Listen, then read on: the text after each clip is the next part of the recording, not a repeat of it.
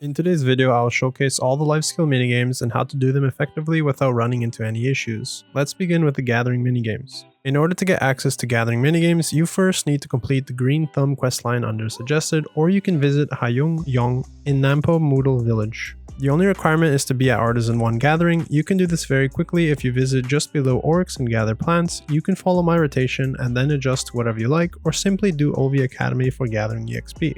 The questline will ask you to gather a few things, but it should be pretty straightforward and easy to complete. I'll have a link down below for you to follow along with the questline. Now that you have the questline completed, you need to go to your life skill tab and enable this in order to obtain minigames.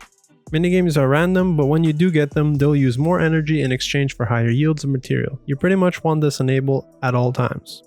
Each gathering activity will have different minigames, but they function relatively similar. Lumbering. Lumbering minigames are pretty simple. You will essentially need to press the spacebar in the blue area a total of 5 times.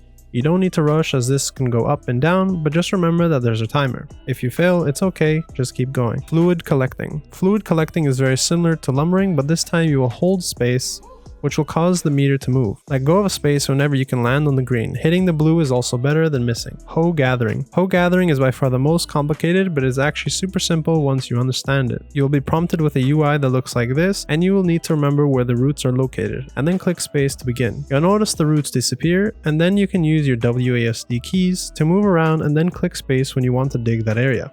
If you aren't sure at all where they are, don't panic, just dig all around these flowers. Butchering. Butchering will require you to click space on the areas that are lit up. You don't need to rush as going back and forth won't automatically fail you, however keep in mind the time remaining. Every time you get it right, you'll be prompted with a new scenario. Do this a total of 3 times to complete the minigame. Tanning. Tanning is similar to Flappy Bird if you've ever played that in the past. Essentially, you want to click the space to ensure that the blade remains in the highlighted area. Clicking space will cause the blade to go upwards. Do this until you reach the finish line on the right side. Mining. Mining may look complicated, but it's actually super easy. Your task is to find which area can be mined. You do this by using the WASD keys to move the pickaxe, and when you're on the top of a red circle, click space. If a yellow circle appears, keep spamming space to fully mine this rock. Fishing.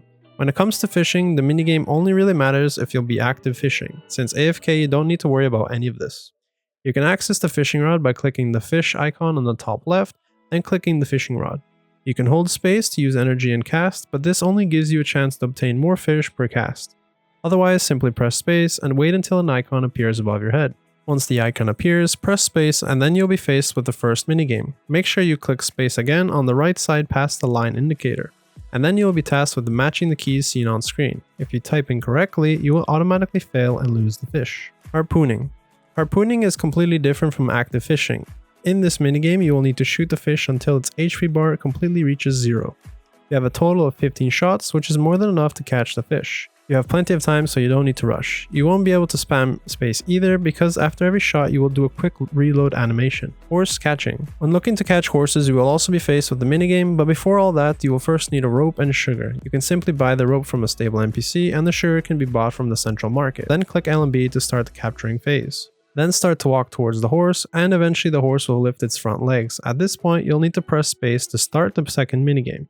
In this minigame, you have a total of 5 seconds and need to land on the far right past the middle line indicator by pressing space multiple times. You can even wait until the last second to do it. Once you're near the horse, you can then feed it sugar and mount the horse to successfully tame it. There's also an advanced way to catch horses without needing sugar, but this requires a tailoring coupon.